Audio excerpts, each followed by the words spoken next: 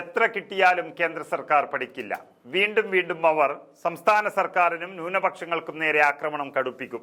ഏത് സർക്കാർ മാറി മാറി ഭരിച്ചാലും എല്ലാത്തിനും മുകളിൽ ഭരണഘടനയാണെന്ന് സുപ്രീം കോടതി പല തവണ ഓർമ്മിപ്പിച്ചിട്ടുണ്ട്. എന്നിട്ടും കേന്ദ്ര സർക്കാർ ആക്രമണം തുടരുകയാണ്. BJP അധികാരത്തിലെത്തിയതിനു ശേഷം ഫെഡറലിസത്തെ ചോദ്യം ചെയ്യുന്ന നിരവധി സംഭവങ്ങളാണ് നമ്മുടെ രാജ്യത്തുണ്ടായത്. കേന്ദ്ര സർക്കാർ സംസ്ഥാന സർക്കാർ ഏറ്റുമുട്ടലുകൾ പതിവാവുകയും അതുപോലെ തന്നെ കേന്ദ്രവിഹിതത്തിൽ പ്രതിപക്ഷ പാർട്ടികൾ ഭരിക്കുന്ന സംസ്ഥാനങ്ങളിൽ ചിറ്റമ്മ നയം സ്വീകരിച്ച് അവരെ തളർത്തുകയും ഞെരുക്കുകയും ഒക്കെ ചെയ്തത് ഈ രാജ്യം പലതവണ കണ്ടതാണ്. അതുപോലൊരു മർക്കട മുഷ്ടി പ്രയോഗമാണ് ഗവർണറെ കൊണ്ട് സംസ്ഥാന സർക്കാരുകളെയും നിയമസഭകളെയും നോക്കുകുത്തിയാക്കാനും അസ്ഥിരപ്പെടുത്താനുമുള്ള ശ്രമങ്ങൾ കേന്ദ്ര സർക്കാർ നടത്തുന്നത്. നിയമസഭ പാസാക്കി വിടുന്ന ബില്ലുകൾക്ക് മേൽ അടയിരുന്ന് പിന്നാലെ സർക്കാരിന് മേൽ കടന്നാക്രമണം നടത്തിയും സമ്മർദ്ദ തന്ത്രം പയറ്റിയും മോദി സർക്കാരിനെ സന്തോഷിപ്പിക്കാൻ പാഞ്ഞു നടക്കുന്ന ഗവർണർമാരെയാണ് സുപ്രീം കോടതി ഇപ്പോൾ ചങ്ങലക്കിട്ടിരിക്കുന്നത്. കേരളത്തിൽ ഗവർണർ സർക്കാർ പോര് ആരിഫ് മുഹമ്മദ് ഖാൻ ടേമിൽ എത്രത്തോളം നാടകീയമായിരുന്നുവെന്ന് പ്രത്യേകം പറയേണ്ട കാര്യമില്ല. നമ്മളത് വളരെ വ്യക്തമായി കണ്ടതുമാണ്. ഡൽഹിയിൽ ആം ആദ്മി സർക്കാരിനെ ഗവർണർ VK സക്സേന നെട്ടോട്ടം ഓടിച്ചത് രാജ്യം കണ്ടു. അതുപോലെ തന്നെ ബംഗാളിൽ നമ്മൾ കണ്ടു.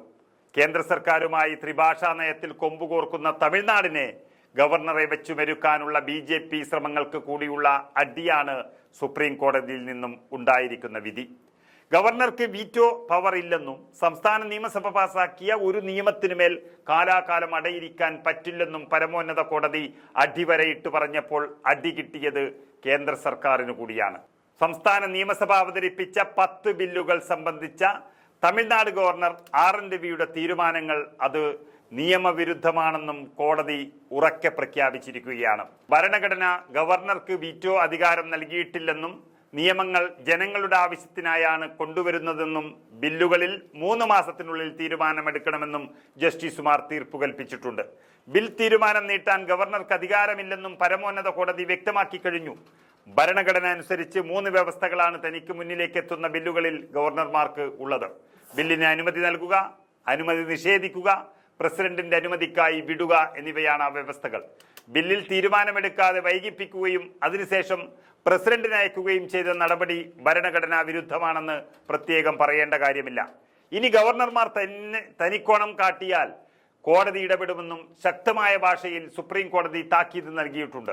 തമിഴ്നാട് സംസ്ഥാനത്തെ പ്രതിനിധീകരിച്ച് മുതിർന്ന അഭിഭാഷകരായ കോൺഗ്രസ് രാജ്യസഭാ MP അഭിഷേക് മനു സിംഗ്വിയും മുകുൾ റോഹ്തക്കി, രാകേഷ് ദ്വിവേദി, വിൽസൺ എന്നിവരാണ് ഹാജരായത്. ഇന്ത്യയുടെ അറ്റോർണി ജനറൽ R വെങ്കിട്ടരമണിയാണ് തമിഴ്നാട് ഗവർണറെ പ്രതിനിധീകരിച്ച് കോടതിയിലെത്തിയത്.